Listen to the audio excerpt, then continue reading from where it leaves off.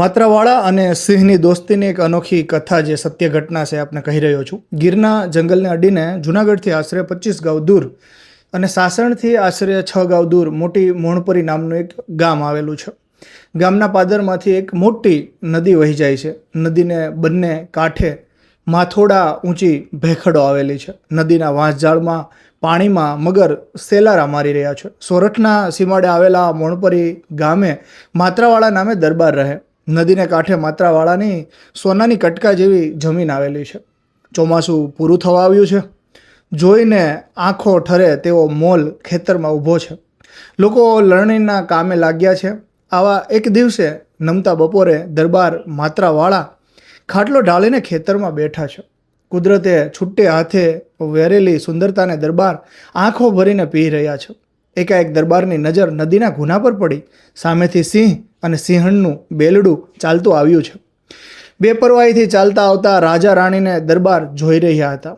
સિંહ અને સિંહણ પાણી પીવા ઉતર્યા, પણ ત્યાં તો ઓચિંતા પાણીમાં ખળભળાટ થયો. એક પ્રચંડ કાય મગર નદીના છીછરા પાણીમાં આવ્યો અને સિંહને પૂંછડીનો ફટકો મારીને ઊંડા પાણીમાં ખેંચવા લાગ્યો. સિંહણ કાળના પંજામાંથી પોતાની જાતને છોડાવવા માટે ભારે મથામણ કરી રહી, પણ એની કારી ફાવી નહીં. મગર સિંહણને પાણીમાં ખેંચી ગયો. સિંહ પોતાની રાણીને બચાવવા થોડે દૂર સુધી પાછળ ગયો, પણ જંગલનો રાજા પાણીમાં લાચાર હતો. સિંહ પાછો આવી અને હતાશ થઈને નદીના વેલુરમાં બેસી ગયો. એના મોઢા પરની વેદના દૂરથી વર્તાઈ આવતી હતી. દરબાર ક્યારના આ દ્રશ્ય જોઈ રહ્યા હતા. સિંહ હવે શું કરશે એ જોવા જાણવાની એમની ઈચ્છા હતી. એમણે એમના માણસોને કહ્યું, તમારે સૌ જાઓ. સિંહણના મોતનું વેર સિંહ કેવી રીતે વાળે છે એ મારે જોવું છે. મારે માટે વાળું અહીં લેતા આવજો.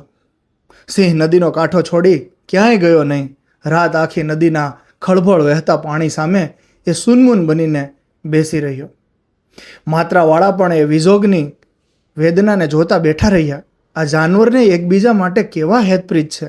દરબારના મનમાં વારે વારે આ વિચાર આવ્યા કરતો હતો. આમને આમ 2-3 દી નીકળી ગયા. સિંહ ભૂખ્યો અને તરસ્યો નદીના કાંઠા ઘૂમરી લેતા પાણી સામે મીટ માંડીને બેઠો રહ્યો. માત્રાવાળા પણ સિંહને જોતા જોતા ખેતરમાં જ રાત દી રહેવા લાગ્યા. સિંહ માટે એમના અંતરમાં વાલ ઉભરાતું હતું. 2-3 દિવસ થયા અને એક દિવસ પાણીમાં ફરી ખળભળાટ થયો. સિંહ સાવધાન થઈ ગયો. માત્રાવાળા પણ અધર જીવે પાણી તરફ જોઈ રહ્યા હતા. મગર ઊંડા પાણીના છીછરા પાણી તરફ આવી રહ્યો હતો.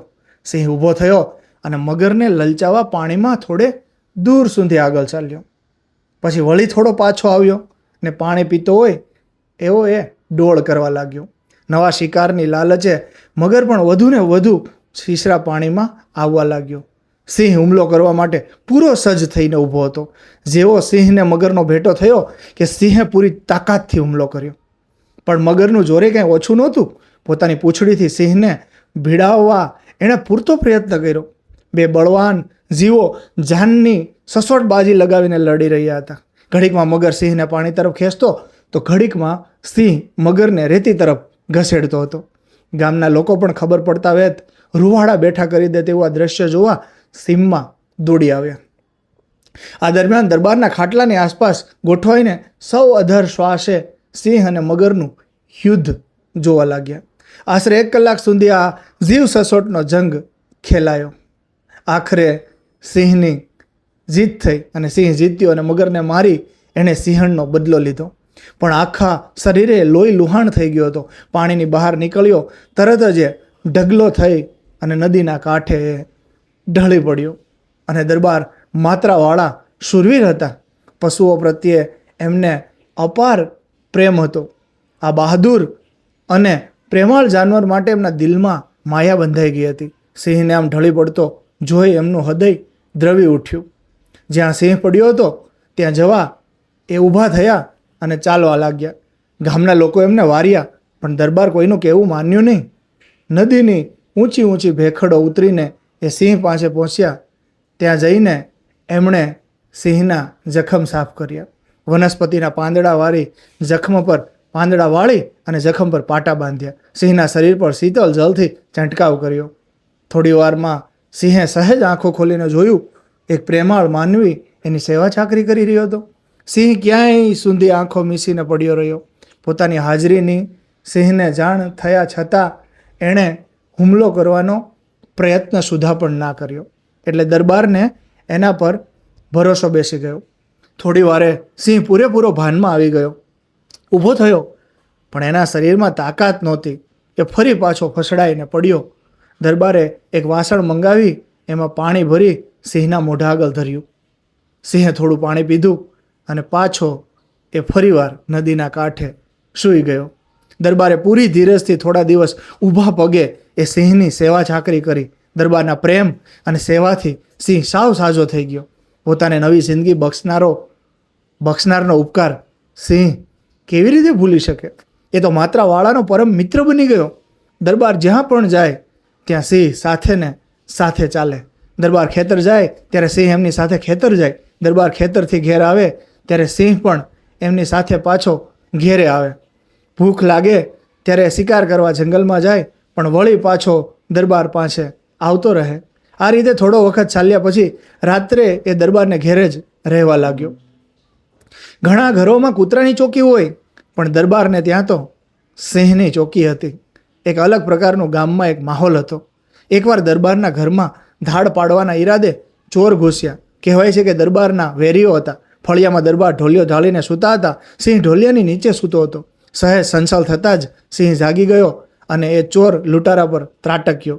એક બે તો ત્યાં જ પૂરા થઈ ગયા અને બાકીના ઘાયલ થઈ અને આમથી તેમ ભાગવા લાગ્યા. આ વાતને ઘણા વર્ષો વીતી ગયા. માત્રાવાળા અને સિંહની દોસ્તી કાયમ માટે ટકી રહી. એકવાર દરબાર માત્રાવાળા બીમાર પડ્યા. સિંહ એમના ઢોલિયાની ઘડીભર પણ આગો પાછો નહોતો થતો. દરબારની સાથે જ રહી. દરબારે માંદગીમાંથી ક્યારેય ઉઠ્યા જ નહીં. એમના મૃત્યુથી ગામ આખું શોકમાં ડૂબી ગયું. સૌ પોતપોતાની વેદના વાણી દ્વારા રજૂ કરી શકતા હતા, પણ આ સિંહ પોતાના જીવનદાતાના મૃત્યુનો વશમશો આઘાત અંતરમાં જ વેઠી રહ્યો હતો. તે કોઈ દિવસ ન જોયું હોય તેવું કૌતુક સૌએ દીઠું. દરબારની શમશાન યાત્રામાં સિંહ પણ જોડાયો. સૌ સ્મશાને પહોંચ્યા. ચિતા તરફ દેહને મૂકીને અગ્નિદાહ દીધો. સિંહ દરબારની બોલતી ચિતા સામે જોતો બેઠો હતો. દરબારના મૃત્યુની વેદના તો સૌની હતી જ, પણ આ જાનવરની વેદના જોઈ સૌની આંખો ભીની થઈ ગઈ. અગ્નિ સંસ્કારની ક્રિયા પૂરી કરી સૌ ગામમાં પાછા વળ્યા. સિંહ જંગલ તરફ ચાલતો થયો. હવે ગામમાં જવાની એને કોઈ જરૂર નહોતી. જેને માટે એ ગામમાં રહેતો હતો તે હવે ત્યાં નહોતા રહેતા. આ સિંહનું શું થયું પછી એની કોઈને કશી ખબર નથી. પણ ધોરણ 7ના પાઠ્યપુસ્તકમાં આપણા સૌને આ ભણાવવામાં પણ આવતું હતું ને ઘણા લોકોએ આ પાઠ કદાચ ગુજરાતીમાં યાદ પણ હશે. આ સત્ય ઘટના છે સિંહની દોસ્તી માત્રાવાળા નામના દરબારની. જો આપને ગમી હોય તો વધુમાં વધુ શેર કરજો. હંમેશા આવી વાતોના પ્રયાસ કરીશ કે આપના સુધી પહોંચે. જો આપે મને ફોલો ના કર્યો હોય તો અત્યારે જ કરી લેજો.